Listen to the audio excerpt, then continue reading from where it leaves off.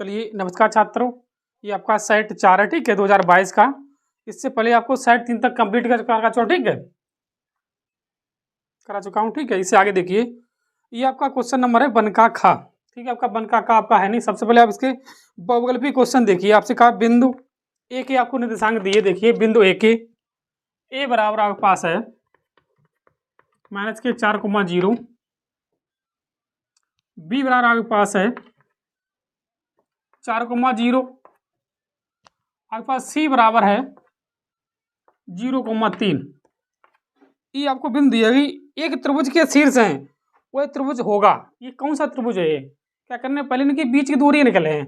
अगर बीच की दूरी 2 बराबर आ रही तो ये समद्विबाहु है। अगर 3 बराबर आ रही है तो ये तीनों बराबर आ रही है तो ये समबाहु है। अगर तीनों बराबर नहीं आ रही है तो ये विषमबाहु त्रिभुज है, ठीक है। देखिए पहले आप इसे आप देखिए, सबसे पहले मैंने निकालना है ए बी बीच दूरी, ए बी के बीच दूरी, कोमा बी सी के बीच दूरी, कोमा सी ए के बीच दूरी। हमें तीनों बीच की दूरी चाहिए पहले, ठीक है। अब बीच की दूरी निकाल से बता देगा कि कौन सा त्रिभुज है, ठीक है। पहले आप देखिए ए बी के बीच दूरी लिखिए। आप ए बी के बीच दूरी, ए बी के बीच दूरी, बीच दूरी आप ए के बिंदु लीजिए -4,0, बी की लीजिए 4,0। ये आपका x1 है, ये आपका y1 है, ये आपका x2, ये आपका y2 है, ठीक है। देखिए दूरी के लिए आपका क्या फार्मूला होता है, दूरी x2 - x1 का होल वर्ग प्लस y2 - y1 का होल वर्ग, ठीक है। अब देखिए x2 जब आप रखिए 4, ये आपका x2 है, देखिए 4, x1 के जगह पे प्लस के 4 तो आपके देखिए -4 है, आपके प्लस के 4 हो जाए प्लस ये आपका 0,0, ठीक है। अब देखिए ये आपका होगा 4 4 8 का वर्ग, ये आपका 0 ही रहेगा। 8 का वर्ग 64, या इससे वर्ग से रूट निकाल खाली आपके 8 बचे हैं, ये आपका 8 है, ठीक है। अब आप बी सी बीच दूरी निकालिए, बी सी के बीच दूरी, बी सी की बीच दूरी देखिए। आप बी के मान रखिए, देखिए 4,0 और सी के 0,3 है। फिर आपका ये x1 है, ये आपका y1 है, ये आपका x2, ये आपका y2।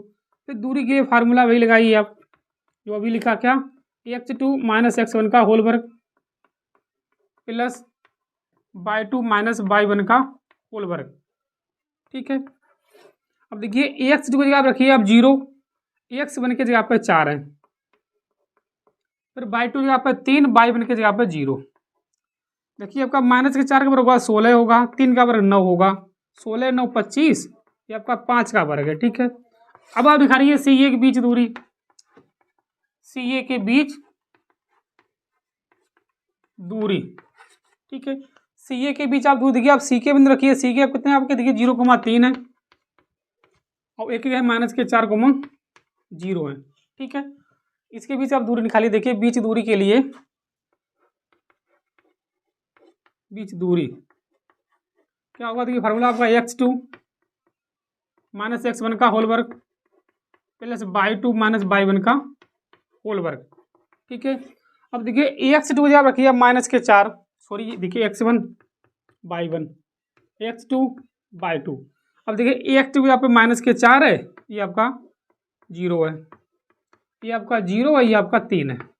आप वर्ग करिए, 4 का वर्ग 16, 3 का 9 25 होगा आपका, ये आपका 5 है। देखिए ये 5 है आपका, ये भी 5 है, मतलब दो भुजाएं बराबर हैं, तभी आपका समद्विबाहु त्रिभुज होगा, ठीक है। समद्विबाहु त्रिभुज ले लीजिए से समद्विबाहु, दूसरा आपको सही है समद्विबाहु,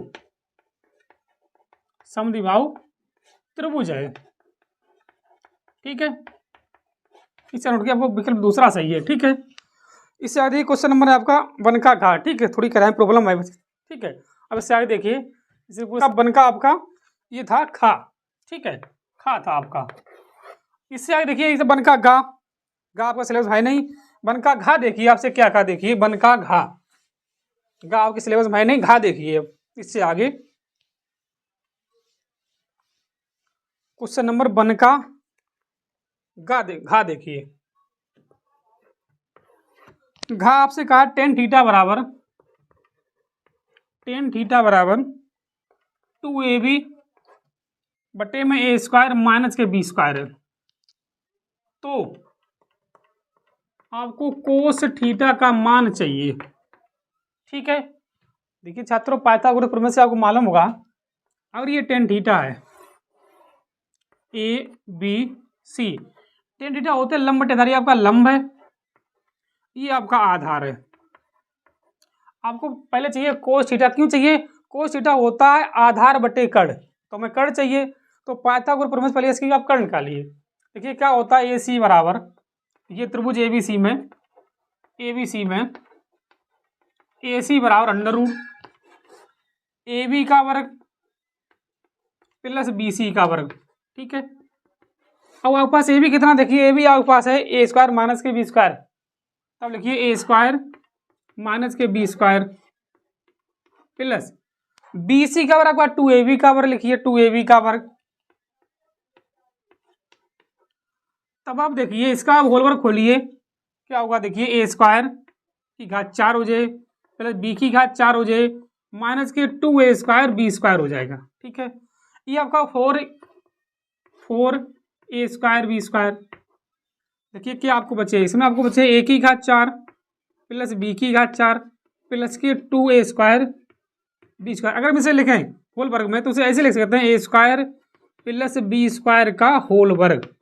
इससे इसे कैंसिल करिए, बचा आपका ए स्क्वायर प्लस के बी स्क्वायर, मतलब आपका कर्ण आ गया ए स्क्वायर प्लस के बी स्क्वायर, ए स्क्वायर प्लस बी स्क्वायर। अब आप देखिए कोस थीटा का मान क्या होता है, कोस थीटा बराबर आपका हो जाएगा, देखिए आधार बटे कर्ण, मतलब कि ए स्क्वायर माइनस के बी स्क्वायर बटे में ए स्क्वायर प्लस के बी स्क्वायर है, ये आपका आंसर। ठीक है, इससे आगे देखिए क्वेश्चन नंबर है आपका 1 का डा।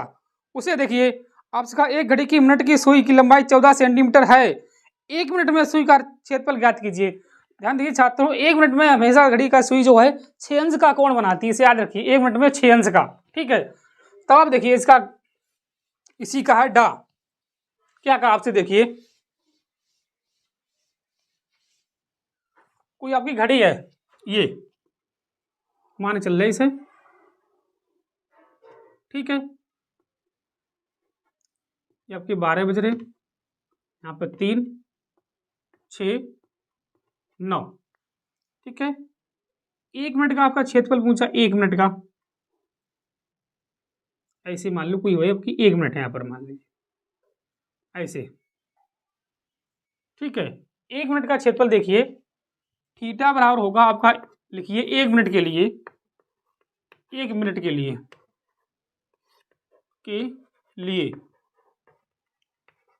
थीटा बराबर 6 अंश होता है।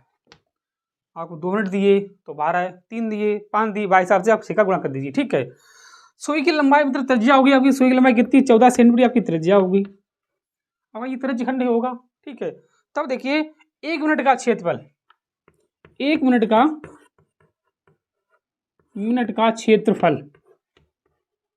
देखिए क्या होगा, थीटा बटे 360 इंटू में पाई आर स्क्वायर।